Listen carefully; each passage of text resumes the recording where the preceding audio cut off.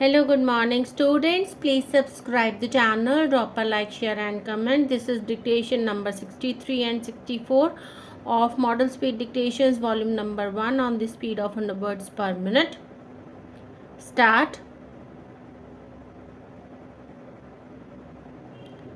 Sir, many benefits and facilities are provided for the industries. We find there is a tax holiday for 5 years and depreciation allowance on the industry is allowed, but it is denied in the case of plantations. There is no such thing as a tax holiday even for new plantations, and depreciation applies only in the case of building and machinery in the plantations, and thereafter the tax on gross profits is much higher in the case of plantations. The agricultural income tax is as high as 60% in the southern states, and no depreciation is allowed on the full assets. Depreciation is allowed only on the buildings and machinery, which form only a small part of the capital investment in the plantations. This levy of wealth tax will hit the plantation very hard. I am afraid even their small owners of plantation of 25 acres will be covered by the wealth tax because the value of the assets will be on the basis of market value. As I said, small acreages will be covered by this wealth tax in addition to the heavier income tax that we are paying. Here also, I am surprised to find that exemptions are not provided for workers' quarters, hospitals, crutches, etc. What I am saying is you must provide exemption for these precisely. Otherwise, you are not doing justice to the plantation industry. These gentlemen seem to think that by rationalizing they are going to increase production or better the position of the plantation industry of the country. I am sorry, I cannot agree with it. If you look into the record of the public sector industries, you will find that out of a total investment of rupees 3000 crores, the net loss has been rupees 35 crores. If any private industry had run them, I think it would have been out of business.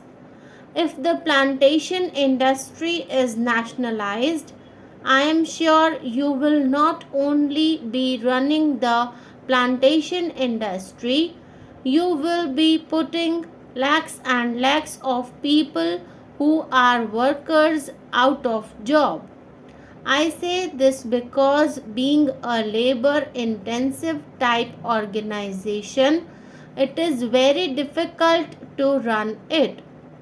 You will have to provide sufficient encouragement for the growth of the plantation industry. Otherwise, we will not be in a position to compete in the world market. The production cannot be completely utilized in our own industry. We know that 50% of our production has to be exported. If we are to export and earn foreign exchange, it is our primary responsibility to see that the cost of production is kept low. I also say that these items which are coming in year after year are not going to keep the cost of production low. I, therefore, oppose the policy of imports.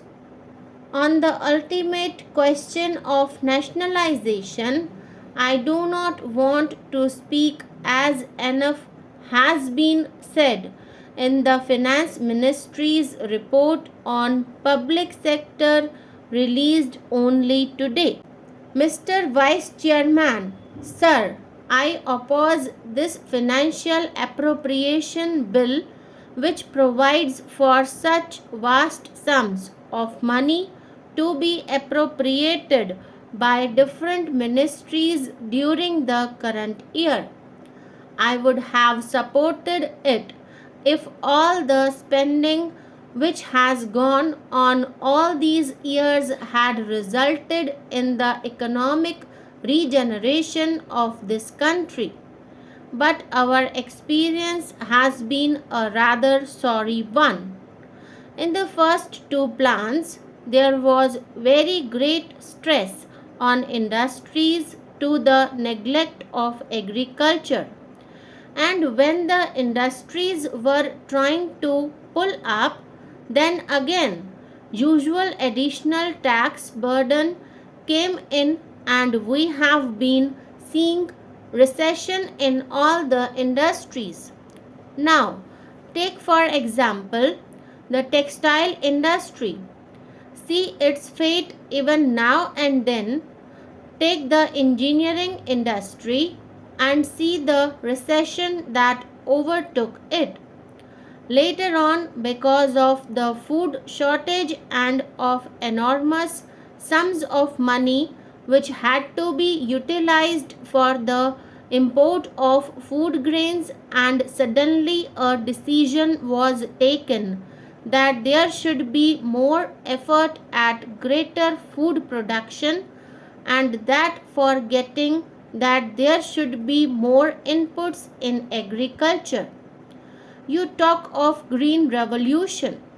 I do not know where that green revolution is, and then taxes are coming round every agricultural inputs, taxes on pump sets, taxes on fertilizers, and added to it taxes on agricultural wealth. This type of erratic planning and policies of the government, can we say that government has done justice to the industry or the agriculture? Coming to plantation, I would like to limit myself to comment on the plantation industry, which is a specialized type of agriculture in this country. I find that during the past several years, in spite of the fact that these traditional exports from plantation have been doing their best for the foreign exchange earnings of this country, enough attention is not paid to this plantation industry at all. We find that the heavy import and excise duty is really something strange in the case of tea. In addition to the export duty, there is excise duty. These levies have increased export prices and reduced our capacity to compete in the world markets, and we all know how the tea industry has been suffering and losing its place to other tea exporting countries like Ceylon, Kenya, and others. The same is the case with regard to coffee, but because of shortfall in world coffee production, the coffee prices are maintained for the past few years. It is not as a result of government policies, but as a result of world position that our coffee is maintaining its place in the world market. We find that with the direct and indirect taxes on agriculture and the present imports, the prices of plantation products has gone up, which has lessened our competitive position in the world markets. We know that the finance ministry thought of giving some relief to the export duty leviable on tea, but that has been offset by the increase in the cost of inputs.